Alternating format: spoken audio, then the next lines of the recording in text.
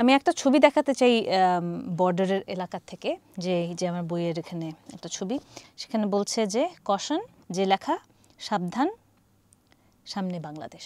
তারা লেলিয়ে দিয়েছে আমাদের সবাইকে, ধর্মের ভিত্তিতে আমাদেরকে মনে করিয়েছে যে এই যে দেখো, এই ধর্ম পরিচয়টা কিন্তু খুব গুরুত্বপূর্ণ পরিচয়, এটার জন্য তোমাদের মরে যেতে পারা উচিত।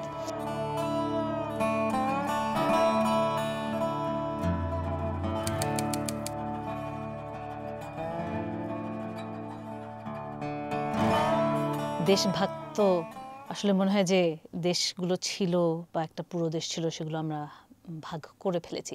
এখানে তো আমাদের এজেন্সি আসলে খুব কম, আমরা নিজেরা তো আসলে সেই কাজটা করিনি।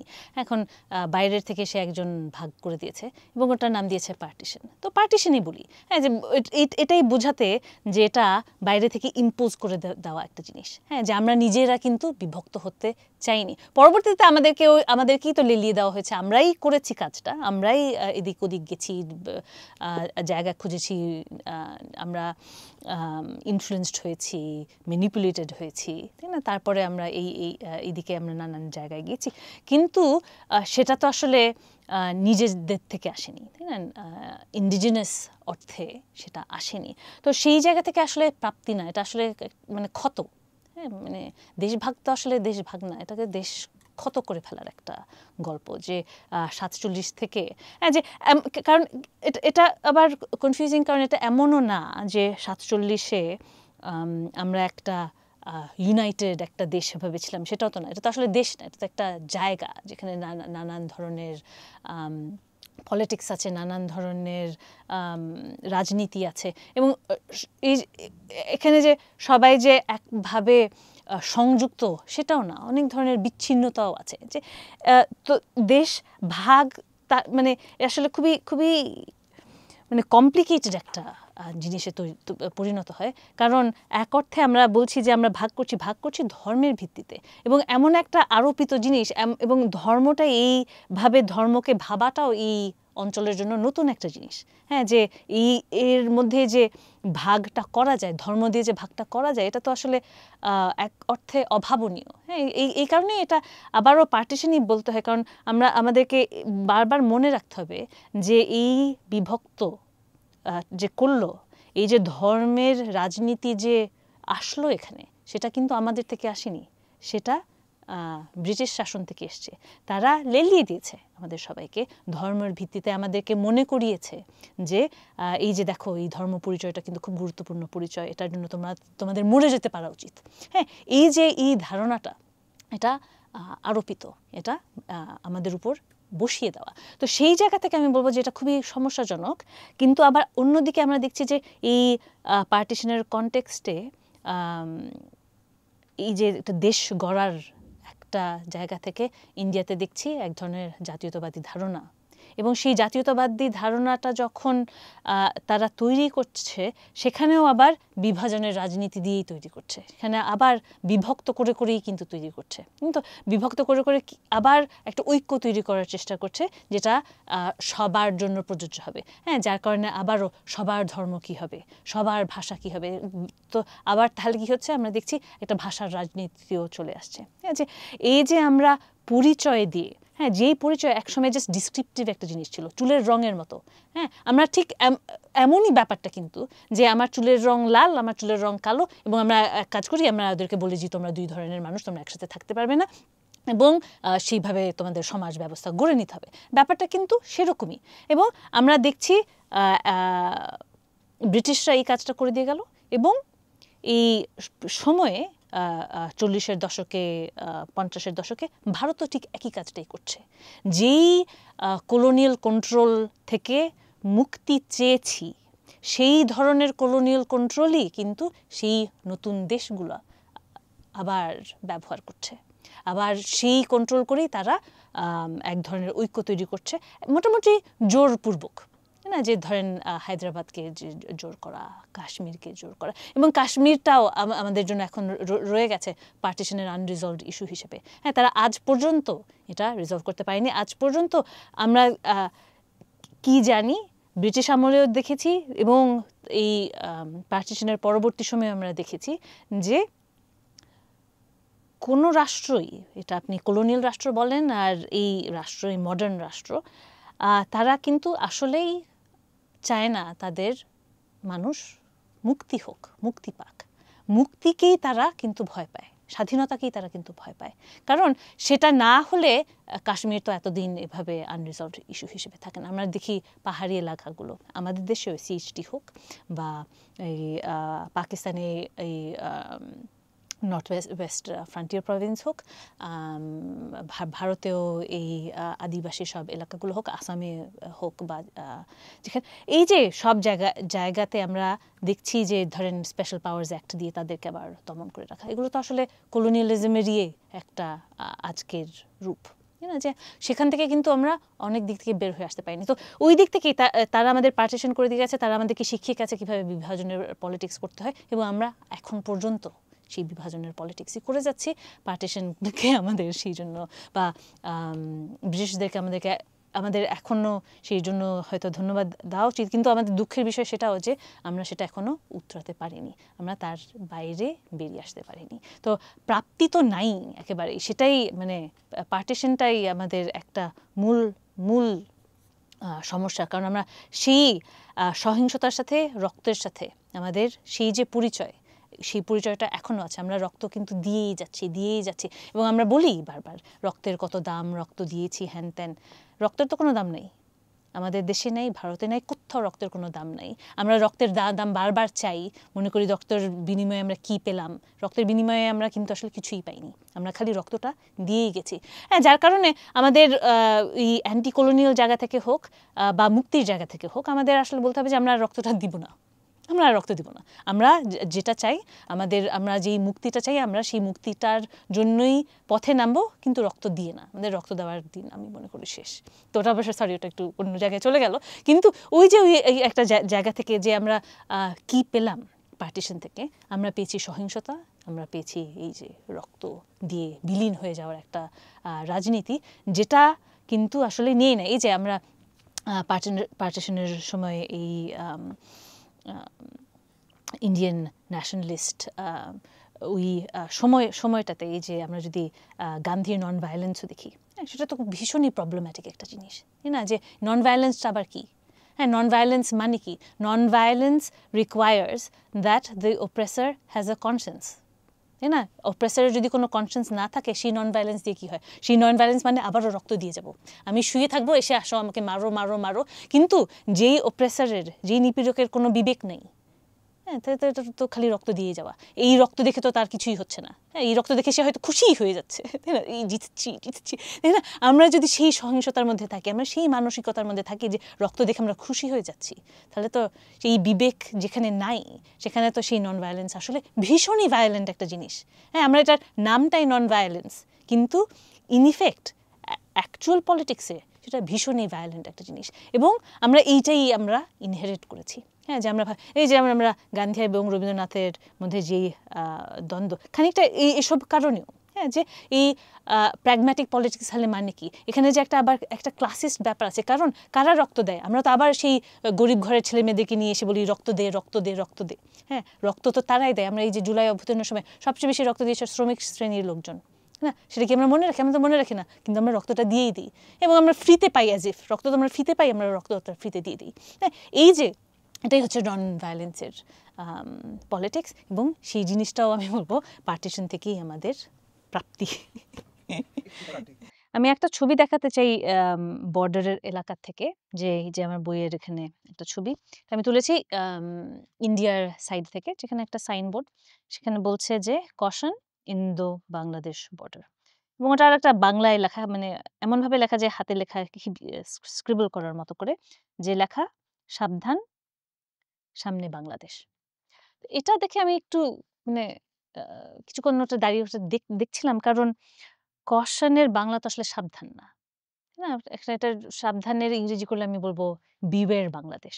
হ্যাঁ, মানে সতর্ক করে দিচ্ছি, কিন্তু এমন ধরনের সতর্ক না যে মানে কশন আমরা কখন ব্যবহার করি, কখন এই যে পানি পড়ে আছে, ওয়েট ফ্লোর ইত্যাদি, এরকম। হ্যাঁ, তাছাড়া কশন এখানে কাগজপত্র নিয়ে রেডি থেকেও ওরকম। কিন্তু যখন আপনি বলছেন সাবধান, এটা কিন্তু অন্য জিনিস। হ্যাঁ, এখানে তখন মনে হয়েছে যে এখানে এক ধরনের একটা ভাষার পলিটিক্সও চলছে। হ্যাঁ? যে এখানে ওরা বলে দিচ্ছে যে তোমরা যারা বাংলাদেশে যাবে, হ্যাঁ? তোমরা বা ব ব ব বলে দিচ্ছে যে এখানে সমস্যা হতে পারে। তাই না? এখানে তোমরা তোমরা সাবধান থেকো। এই বাংলাদেশ সামনে যেমন বাঘ সামনে, হ্যাঁ? ওরকম একটা দিক। তো এই জিনিসটা এবং আমার কাছে হয়তো এটা আরো বেশি চোখে পড়েছে কারণ এই সময় আমি যখন এখানে দাঁড়িয়ে আছি, এটাও একটা ল্যান্ড পোর্টের কাছাকাছি একটা জায়গা। এখানে অনেকগুলো ট্রাক আছে এবং সেখানে আমাকে দেখে ওরা একটু অবাক হচ্ছে কারণ বর্ডার এত কাছে। হ্যাঁ? তো আমি ওখানে যাচ্ছি আমি ওদেরকে ওরা ওরা উনি খুব কৌতূহল দিয়ে ওরা বারবার তাকাচ্ছে। তারপরে আমাকে একজন জিজ্ঞেসই করে ফেলল যে, "আপনি কি বর্ডারের দিকে যাচ্ছেন? হ্যাঁ, আপনি যেন না ওদিকে। ওখানে তো মানে সাবধান।" তো আমি বললাম যে, "কেন? কি হবে গেলে?" বলে, "না, না, না ওখানে যেন না। ওটা খুবই বাজে জায়গা। আপনি যেন না ওখানে।" তো আমি বললাম যে, তারপরে বলছে যে, "না আসলে বিএসএফ এর লোকগুলো খুব বাজে। বিএসএফ এর লোকগুলো খুবই বাজে। আপনি ওখানে যেন না।" তার মানে যে কি করবে? আ গুলি করবে? তারপরে ওরা কিছুক্ষণ চুপ থেকে এক কোণের দিকে তাকিয়ে তারপর বলছে যে, না আ গুলি করবে না। কিন্তু আসলে কি করবে আমরা ঠিক জানিও না।" হ্যাঁ? তো এই যে একটা মানে ভীতিকর একটা পরিস্থিতি তৈরি করছে এটাই আমি attention টা দিতে চাচ্ছিলাম এখানে। এইজন্য এই ছবিটা আমি দেখালাম যে কিভাবে এই ভয়টা কাল্টিভেট করা হয়। এখানে কিন্তু কোনো বাংলাদেশী নেই। তাদেরকে বলতে পারছে, "এই যে দেখো বাংলাদেশে এসে ছেয়ে গেছে।" তা না। তারা একটা সাইনবোর্ড লাগিয়ে দিয়েছে। হ্যাঁ, মানুষকে বেসিক্যালি ভয় দেখানোর জন্য। যে ভয়টা যে উৎপাদিত এটাই দেখানোর জন্য। আমার এই বইটা India's Bangladesh problem the marginalization of Bengali Muslims in neoliberal times বের হয় ২০২৩ সালে। তো এই সময়ে আমি একটা মানে অনেক কিছুর মধ্যেও একটা গুরুত্বপূর্ণ আমার নিজের কাছেই যেটা মনে হয়েছিল, যেটা আমরা সচরাচর আমরা অনেক সময় জানলেও প্রকাশ্যে বলি না, সেটা হলো এই ব্যাপারটা যেখানে ভারতে বাঙালি মুসলমানদেরকে বাংলাদেশি আখ্যায়িত করে তাদেরকে নিপীড়ন করা হয়। এই যে এইভাবে আমরা একটা পুরো গোষ্ঠীকে ভারতের বাঙালি মুসলমান গোষ্ঠীকে যে একদম মুছে ফেলা যায় মানে রাজনীতি থেকে সমাজ থেকে, সেই চিত্রটা এখানে গুরুত্বপূর্ণ হয়ে আসে কেন? কারণ সেইভাবে তারা তাদের আসলে ডোমেস্টিক পলিটিক্সটাই করছে, ফরেন পলিসি দিয়ে ডোমেস্টিক পলিটিক্স এক অর্থে। যে এদেরকে বাংলাদেশি বলে দিলে ওদের জন্য খুব সুবিধা হয়, কারণ ওদের দেশেও তো কেউ ঠিক চায় না বাংলাদেশিদেরকে তাদের সরকার হোক বা তারা নিজেরাই হোক তাদেরকে যে প্রোটেক্ট করবে বা তাদের উন্নতির জন্য কিছু করবে, সেটা তারা চায় না। এক ধরনের জেনোফোবিয়া সেখানে কাজ করে। তো এই জেনোফোবিয়াটা কেন আছে সেটার বিভিন্ন কারণ আছে। এটা আমার গবেষণায় আমি দেখেছি যে আপনি যদি পশ্চিমবঙ্গের হন, আপনি যদি আসামের হন, আপনি যদি দিল্লি ওই জায়গায় হয় নর্থ ইন্ডিয়ার থেকে, তাহলে সেটার একটা প্রভাব আছে। যে আপনি আসামে দেখবেন যে এর মূল কারণ এই বাংলাদেশিদের প্রতি বিদ্বেষের মূল কারণ হচ্ছে অর্থনৈতিক। কারণ সেই পার্টিশনের আমল থেকেই আমরা দেখি যে পূর্ববঙ্গ থেকে এবং পশ্চিমবঙ্গ থেকেও লোক নিয়ে যাওয়া হয়েছে আসামে তাদের চা বাগানে কাজ করার জন্য, এবং এই বাঙালি মুসলমান সম্প্রদায় ছিল মূলত সেখানে এই চা বাগানের শ্রমিক, যেখানে হিন্দুদেরকে নিয়ে যাওয়া হয়েছে ম্যানেজার রোলে আর মুসলমানদেরকে নিয়ে যাওয়া হয়েছে শ্রমিক রোলে। তো এখন তাদের বিদ্বেষ কিন্তু বাঙালি মুসলমান হোক হিন্দু হোক দুজনের প্রতি, কারণ তাদেরকে তারা দেখছে তাদের কর্মস্থান নিয়ে নেবার একটা জায়গা থেকে। তো ওই একটা বিদ্বেষ আছে, কিন্তু মুসলমানদের জন্য তার সাথে যুক্ত হয়েছে যে একটা ঘৃণার কম্পোনেন্ট, যে ওরা তো নিম্নবর্গের, ওরা তো কাজও পারে না, ওরা তো কিছুই জানে না, ওরা মনে করে না যে ওরা এসে ওদের কাজ নিয়ে নিবে, মুসলমানরা এসে ওদের কাজ নিয়ে নিবে, সেটার একটা অন্য একটা লেভেলের অন্যায়। যে ওরা যদি কাজ পারতো তাও একটা কথা ছিল, সেটা তো কাজও পারে না, সেই জায়গা থেকে তো সেখানে একটা কাজ আছে। পশ্চিমবঙ্গে আবার এটার কারণের সাথে ঘৃণাটাই আমি বলবো আরও বেশি গুরুত্বপূর্ণ। হ্যাঁ, যে এখানে আমরা দেখি যে এক ধরনের বাম পলিটিক্স, কিন্তু বাম পলিটিক্স যেটা করেছে সেটা হচ্ছে যে এমন একটা চিত্র দিয়েছে যে সেখানে কাস্ট বলে ক্লাস বলে কিছু নাই, আসলে তো আছে, এবং সেটা আমরা দেখি তাদের নানান আচরণে, নানান ব্যবহারে, এবং সেই জায়গা থেকে আমরা দেখছি যে এই তাদের দলিতদের প্রতি যেই ঘৃণা, সেটারই একটা সাইড হচ্ছে মুসলমানদের প্রতি ঘৃণা। তো সেগুলোকে আমরা একত্রিত করে ফেলতে পারি। এবং আপনারা দেখবেন যে অনেকে ওরা বলবে যে এরা তো মুসলমানরা তো আসলে নিচু স্তরের হিন্দু, ওরা তো কাস্ট অপারেশন থেকে মুক্তি পেতেই ওরা মুসলমান হয়েছে, তো তাদেরকেও একইভাবে ঘৃণা করাটা ইজ ওকে আর কি। হ্যাঁ, তো সেই জায়গা থেকে একটা ঘৃণার একটা জায়গা আছে। কিন্তু এটাও খুবই ইম্পর্টেন্ট আমি মনে করি যে আপনি যদি ওদের কাউকে কখনো জিজ্ঞেস করেন বা আপনি এটা বুঝতে চান, তারা কিন্তু কোনোদিন এটা স্বীকারও করবে না। হ্যাঁ, তো এই যে অস্বীকার করার ব্যাপারটা, কারণ ওরা ওটা মেনটেন করবে যে এখানে ওরা ক্লাস দেখে না, ওরা কাস্ট দেখে না, হ্যাঁ, ওরা এটার কোনো ব্যাপারটাই নাই।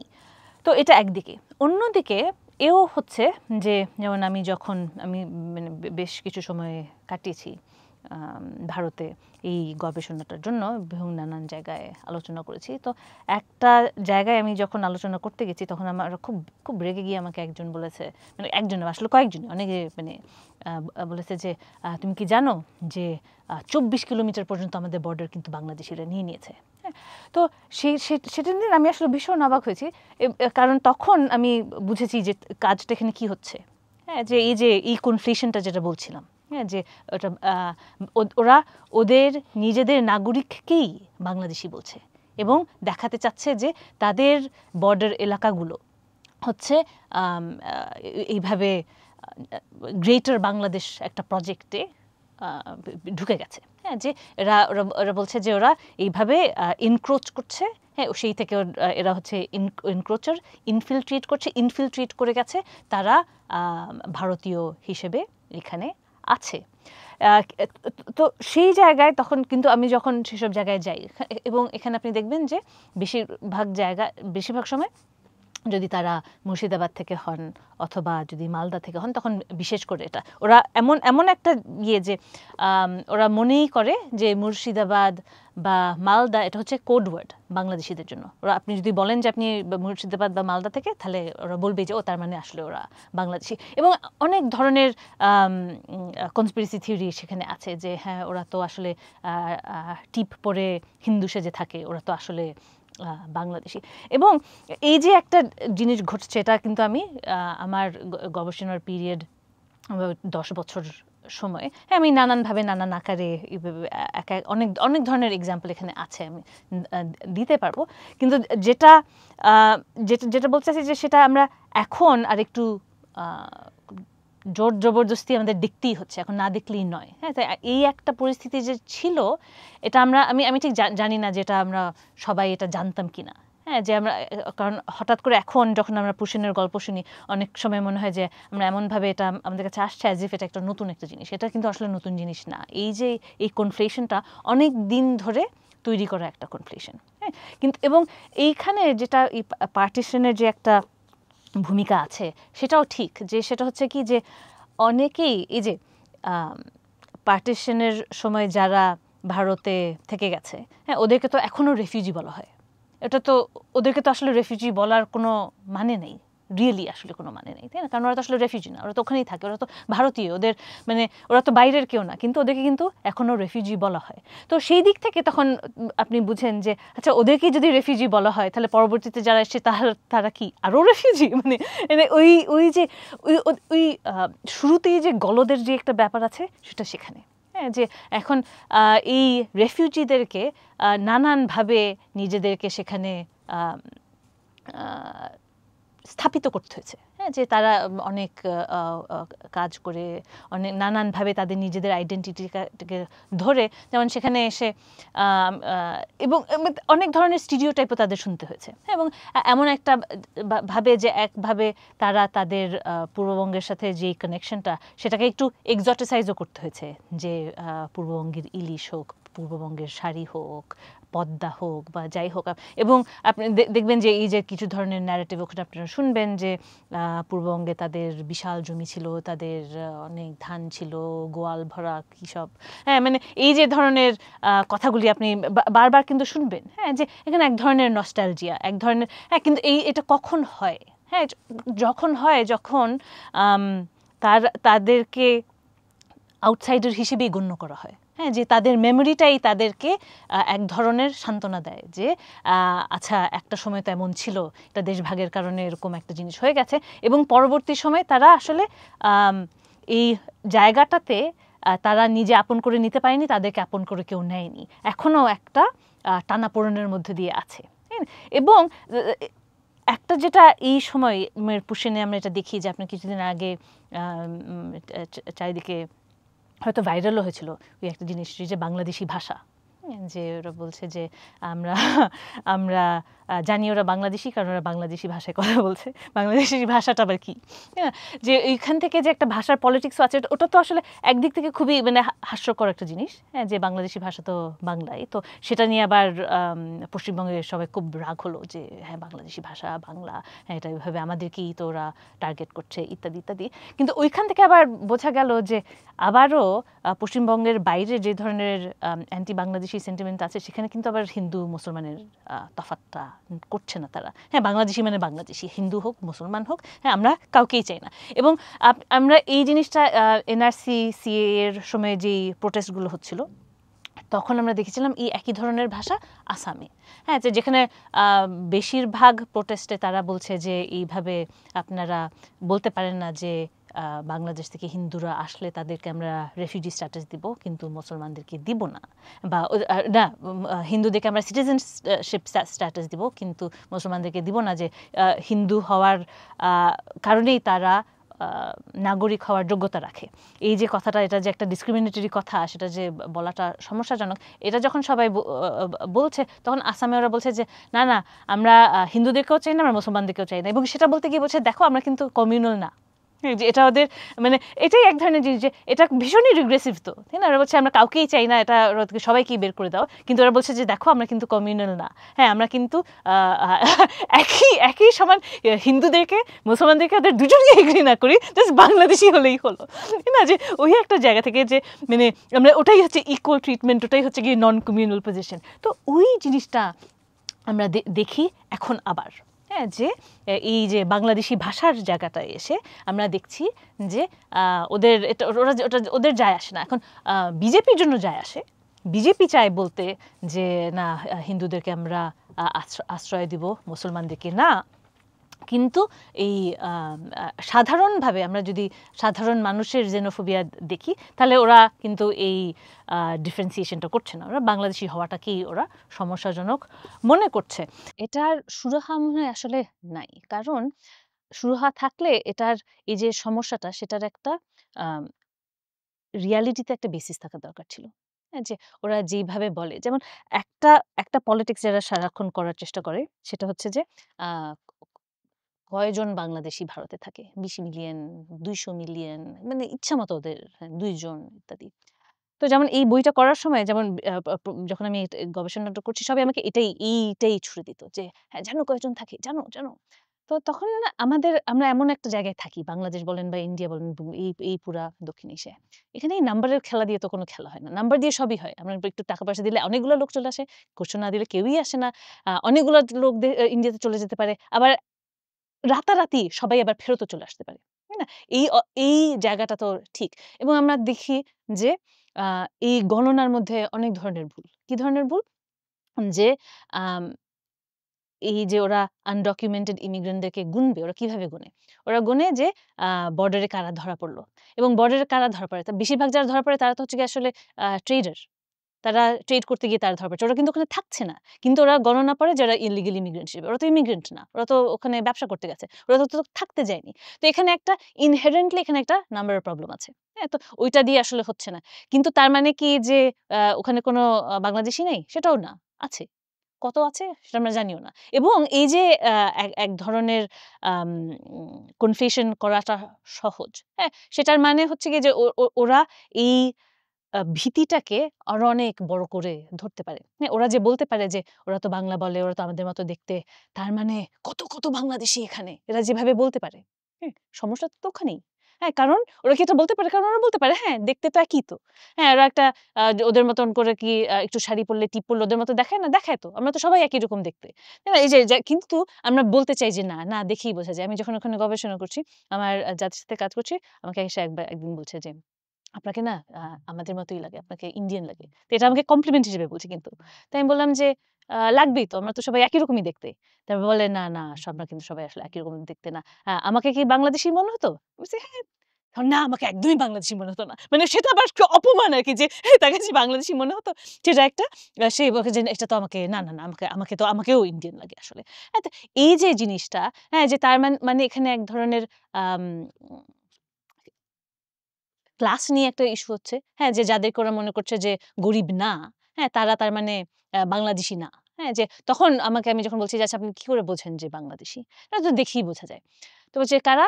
তো আমাকে পয়েন্ট আউট করে দিচ্ছে। ওই যে রিক্শাওয়ালা, ওই যে কনস্ট্রাকশন ওয়ার্কার, ওই যে কাজ করতে যাচ্ছে। এই যে আবারও এই আ আ শ্রমিক শ্রেণীর যারা, হ্যাঁ? তাদেরকে পয়েন্ট আউট করে। তারপর আবার বলছে যে এই যে আমাদের এখানে আগে হিজড়া-টিজড়া কেউ ছিল না। এখন অনেক হিজড়া। ওগুলাও সব বাংলাদেশী। হ্যাঁ? তো আ এই একটা ধারণা যে আমাদের এখানে যা সামাজিক, অর্থনৈতিক সমস্যা সেগুলি সব আমরা বাংলাদেশ থেকে পেয়েছি। তারা এসছে বলে এখানে পেয়েছি।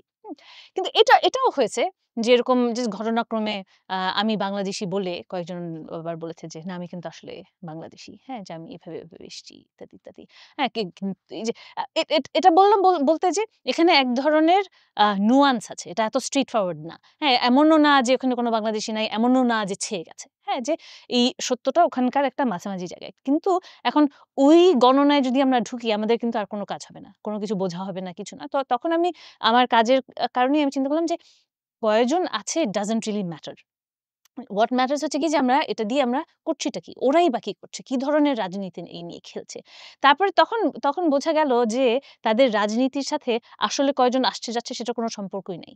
ওরা যে বলতে পারে এরা সবাই বাংলাদেশী এটাই যথেষ্ট। এবং ওরা যে বলতে পারে এরা বাংলাদেশী এটার পেছনে তো আসলে নাম্বারের দরকার নেই। কারণ তাদের নিজেদের দেশের মধ্যেই একটা আ গোষ্ঠী আছে যাদেরকে তারা বাংলাদেশী আখ্যায়িত করতে পারে। হ্যাঁ? তো এই যে কনফেশন টা করতে পারে সেটাই তো এখানে এসে সমস্যা হয়ে দাঁড়ায়। এবং এগুলি আমি বলব যে এক অর্থে পার্টিশন এর আনরিজলভড প্রবলেমস।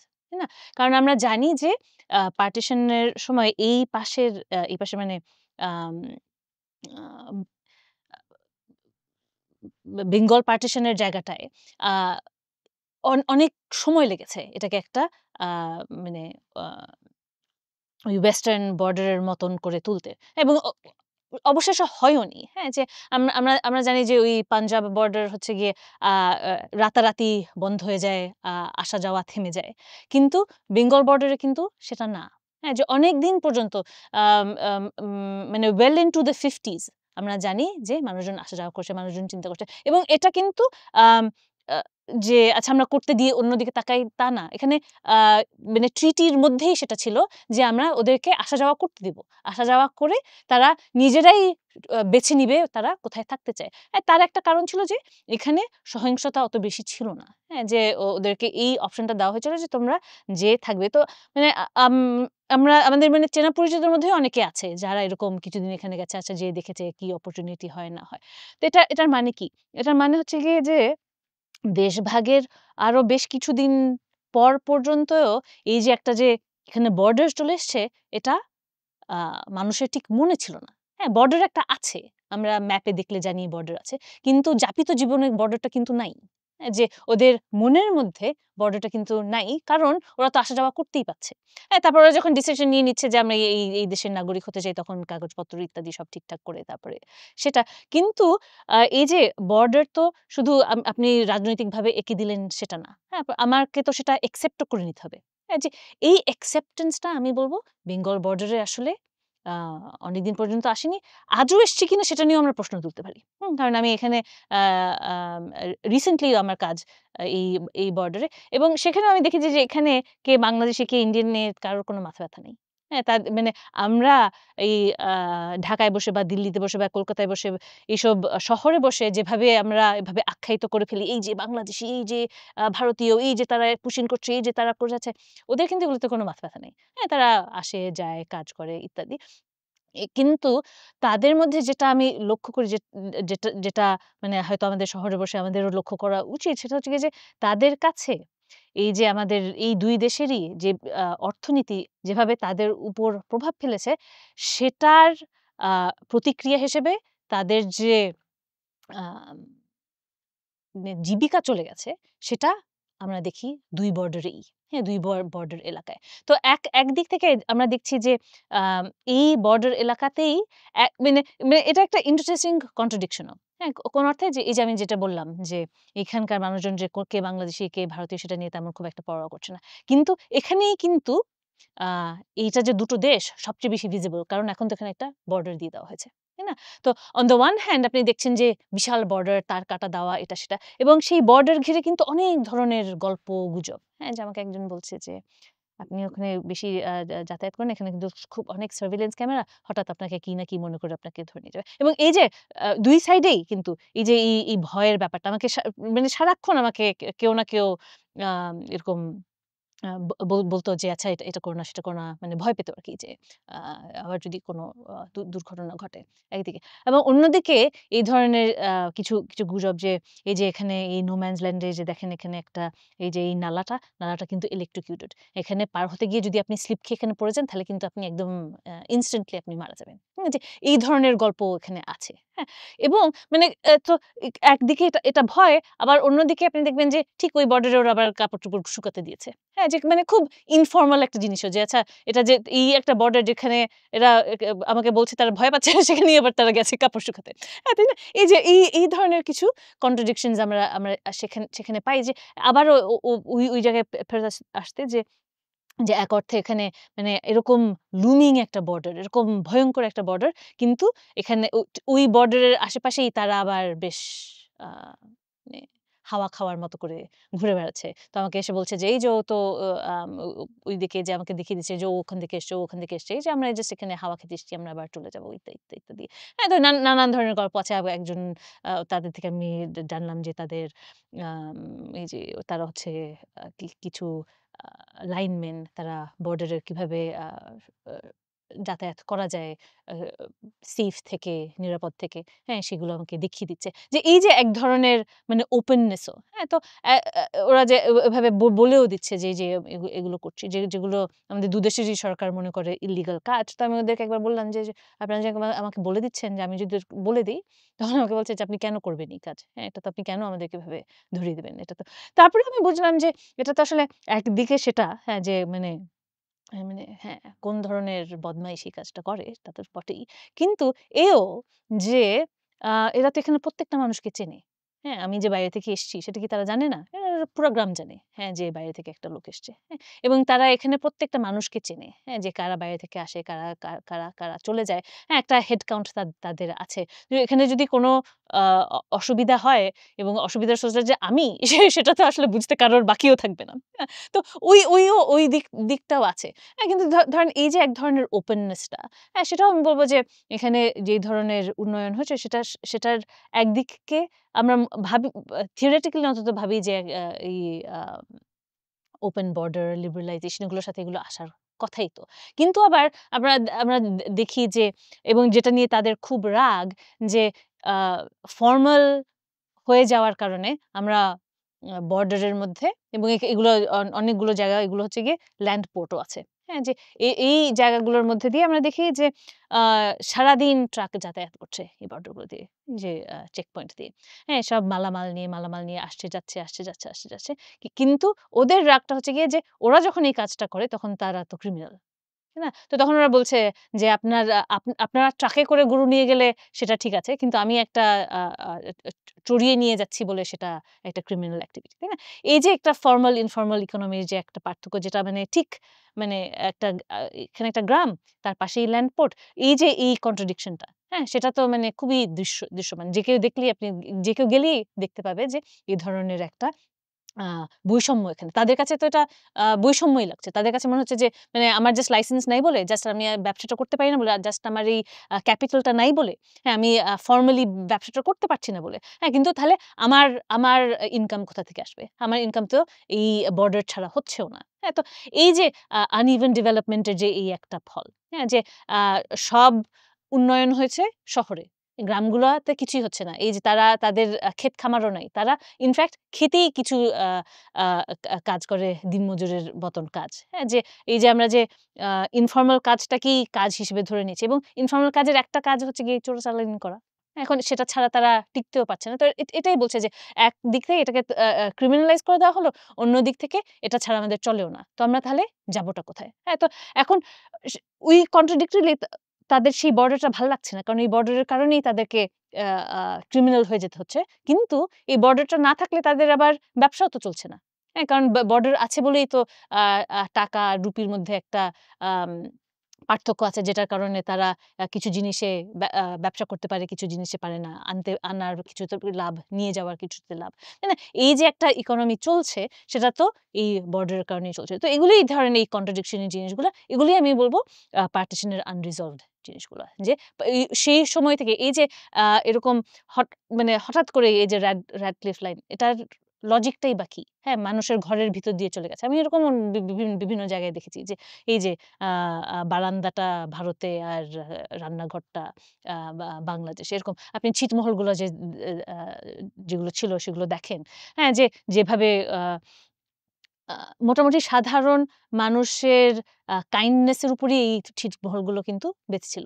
কোন দেশের সরকারই এগুলোর কোন রেসপনসিবিলিটি নেয়নি। তাই না? যে ওই একটা জায়গা থেকে যে আ আ পার্টিশন এর আনরিজলভড ইস্যু গুলো ওই ছিটমহলগুলোই ছিল। এবং আমরা যখন দেখি যে আম বিজেপি সরকার এসে সেটা ওই যে ল্যান্ড বাউন্ডারি এগ্রিমেন্ট দিয়ে এটা রিজলভ করে ফেলে, তারা বলছে যে এটা কত বড় আ আ একটা কাজ। একদিক থেকে ঠিকই, কিন্তু অন্য দিক থেকে আমরা কিন্তু বুঝি যে এই কাজটা তারা করেইছে। হ্যাঁ? এই যে বর্ডারের উপর কন্ট্রোলটা আনার জন্য। ওরা যে একটা মানবিক জায়গা থেকে করছে সেটাও না। সেটা আবারও মানুষজনকে সেপারেট করে দেওয়ার জন্য। এবং এবং এই ছিটমহলের আ গল্পটা আসলে খুব ইন্টারেস্টিং, কারণ সেই সময় কিন্তু ওদের সবাইকে বলেছিল আবারও যদি তোমরা চাও আ ইন্ডিয়াতে চলে যেতে, তোমরা ইন্ডিয়াতে চলে যেতে পারো। হ্যাঁ? কারণ তোমরা তো টেকনিক্যালি ইন্ডিয়ান। যদিও বাংলাদেশের ভিতরে তাদের থাকতে হচ্ছে। ওরা কিন্তু খুব কম সংখ্যক মানুষ কিন্তু গেছে। হ্যাঁ? খুব কম সংখ্যক এসছেও। হ্যাঁ? ওই আদান-প্রদানটা কিন্তু হয়নি। তো এই যে একটা ধারণা ওরা দিতে চায় যে সবাই ইন্ডিয়াতে চলে যেতে চায়। সবাই ইল্লিগালি ওরা আ আ ইন্ডিয়াতে চলে যেতে চায়। ওরা লিগ্যাল অপশনটাই নিল না, আবার ইল্লিগালি কেন যাবে? তাই না? তো সেই একটা জায়গা থেকে তখন মনে হয় যে এই যে এটা তো আসলে তাহলে বাড়তি করেই বলা হচ্ছে। তো বাড়িয়েই বলা হচ্ছে। তো বাড়িয়ে বলা হচ্ছে বলেই এখানে এক ধরনের সমস্যা হচ্ছে। তখন আমরা বুঝি যে এই পুরো ব্যাপারটাতে rhetoric-ই সবচেয়ে বেশি। হ্যাঁ? যে আসলে কি হচ্ছে, মানুষ আসলে কি চাচ্ছে, মানুষ আসলে যে যাওয়া আসা করছে বা কেন করছে সেগুলোর থেকে তাদেরকে আ কিভাবে ব্যবহার করা যায়, তাদের আম ইলেকটোরাল পলিটিক্স এ, তাদের ভোট ব্যাংক হিসেবে, তাদের ক্যাম্পেইন এ, সেটাই হয়ে যায় মুখ্য।